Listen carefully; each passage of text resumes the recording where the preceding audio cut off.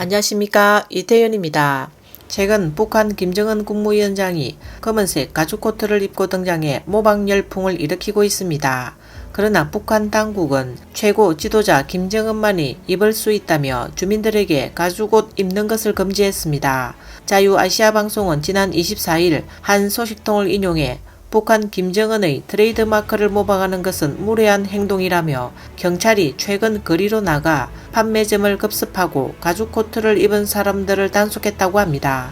보도에 따르면 북한 경찰은 가죽 코트를 입은 사람들을 보면 바로 압수하고 값싼 합성 가죽 또한 모조품 확산 방지를 위한다고 거리 곳곳에서 일제 단속을 벌이고 있다고 보도했습니다.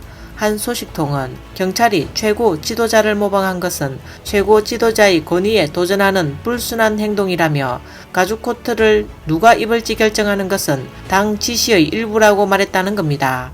또 경찰은 최고 지도자를 흉내내는 것은 반동을 도발하는 것이라며 단속은 계속될 것이라고 말했습니다. 이에 단속된 북한 주민들은 불만을 터뜨리며 분노했다고 합니다. 북한은 머리 스타일을 포함한 주민들의 패션 스타일을 엄격히 통제하고 있습니다. 2014년에는 남학생들에게 최고 지도자의 머리 스타일을 모방하라는 지시를 했는가 하면 2017년에는 김정은의 머리 스타일이 금지돼 승인된 15가지 중에서만 선택해야 한다고 소식통은 전했습니다. 이에 앞서 북한은 주민들에게 사회주의 생활 양식에 맞게 머리를 자르라는 캠페인을 벌여왔습니다. 이 캠페인은 여성들에게 머리를 짧게 자르도록 권장하고 있습니다. 다음 뉴스입니다. 11일 미국의 포린 폴리시 저널이 대만의 고슴도치 전략을 언급했습니다. 이는 대만 해안에 미사일이라는 가시가 가득 차게 하는 것이며 중공군이 삼켜도 소화할 수 없게 하는 의미라고 전했습니다. 포린 폴리시의 이 전략 목적은 해안 방어 단거리 공대공 무기, 의뢰, 신속 타격 차량, 자주포 및 포병과 첨단 감시 장비를 이용해 대만의 해안을 단단하고 날카로운 가시를 가진 고슴도치처럼 보이게 하는 것이라고 밝혔습니다. 또 동시에 해병대와 육군 특수부대가 추가되어 중공군 상륙작전에 대비할 것이며 중공군이 상륙하더라도 무장 저항에 직면할 것이라는 겁니다. 군사 배치에 정통한 전 미국 관리 하이노는 트럼프 정권 때 국방부 동아시아 담당을 역임했습니다. 그는 포린 폴리시와의 인터뷰에서 대만을 잘 방어하려면 중공군 상륙 공격에 고슴도치 작전보다 더 좋은 것이 없다며 만약 중공군이 대만을 삼키더라도 소화할 수 없을 것이라고 말했습니다. 고슴도치 전략을 실행하기 위해 18개 미국 MK-48 헤비급 의뢰가 지난 봄 국무부의 승인을 받고 대만에 수출되었습니다. 내셔널 인터레스트는 MK-48 헤비급 의뢰가 적의 수상함, 잠수함 및 기타 해상 목표물을 파괴하는 데 사용되는 극도로 치명적인 잠수함 무기라고 설명했습니다.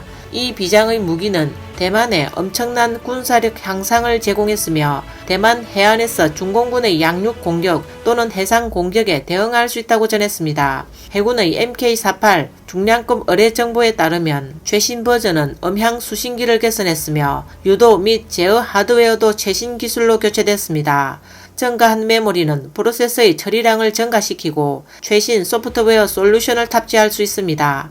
그러면 의뢰 성능은 향상하고 변화하는 위협에 대응할 수 있습니다. 정밀 유도 중형 폭탄인 MK-48 의뢰를 수중에서 발사하면 중공 수상함을 위험에 빠뜨릴 수 있으며 이는 중공 해상 함정이 상륙을 공격할 가능성을 크게 낮출 것이라고 합니다.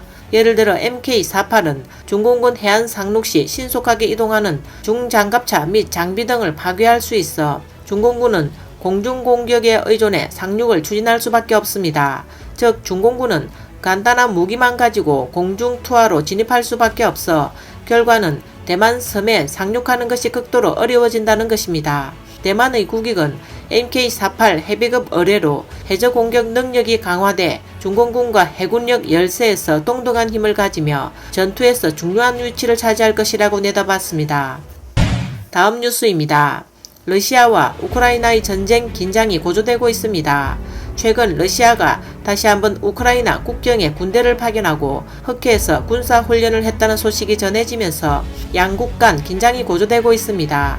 그러나 미국이 양국 간 분쟁을 조정하기 위해 흑해에 미사일 구축함을 파견해 우크라이나를 지원하는 등 세계의 이목이 쏠리고 있습니다.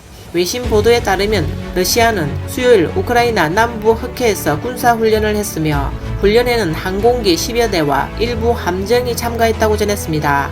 러시아는 이러한 움직임이 국경 근처에서 증가한 나토 활동 때문이라고 밝혔으며 재래식 전력과 핵 전력의 전투 준비를 강화할 것이라고 밝혔습니다. 동시에 미국은 동맹국인 우크라이나를 지원하기 위해 유도미사일 구축함을 흑해로 보냈습니다.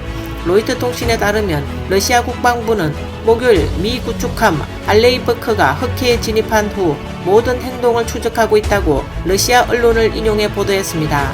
러시아 국방부는 흑해에서 미 해군 함정 활동이 갈수록 이 지역의 불안한 요인이라고 말하며 목적은 우크라이나 영토의 군사적 확장에 있다라고 말했습니다. 이에 미 해군 6함대는 버크호가 일상적인 순찰 임무를 수행하기 위해 흑해에 진입했다고 밝혔습니다. 또 흑해 기간에 함정은 나토 동맹 및 영내 파트너들과 함께 동행해 중요한 국제 수로의 안정과 안녕을 위해 함께 노력할 것이라고 밝혔습니다. 현재 우크라이나는 러시아가 침공을 준비하고 있는 것으로 보고 있으며 벨라루스 접경 지역에서 훈련하고 있습니다. 외부 세계는 이 일로 인해 전쟁 위험이 더 커졌다고 믿고 있습니다. 한편 러시아는 우크라이나 침공 의도를 부인하고 있는 것으로 전해졌습니다. 또한 볼로디미르 젤렌스키 우크라이나 대통령은 12월 1일과 2일에 우크라이나 정부의 누군가가 쿠데타 계획을 세웠고 이 계획에 러시아가 가담한 흔적이 있다고 26일 발표했습니다. 젤렌스키 대통령은 현재 정부가 정고로 녹음 파일을 가지고 있으며 우크라이나 국경을 확고히 통제하고 있어 러시아의 도전에 직면할 준비가 되어 있다고 말했습니다. 이에 러시아 크렘린궁은 쿠데타의 그 어떤 행동에도 관여하지 않았다는 성명을 재빨리 발표했습니다. 오늘 뉴스는 여기까지입니다. 시청해주셔서 감사합니다.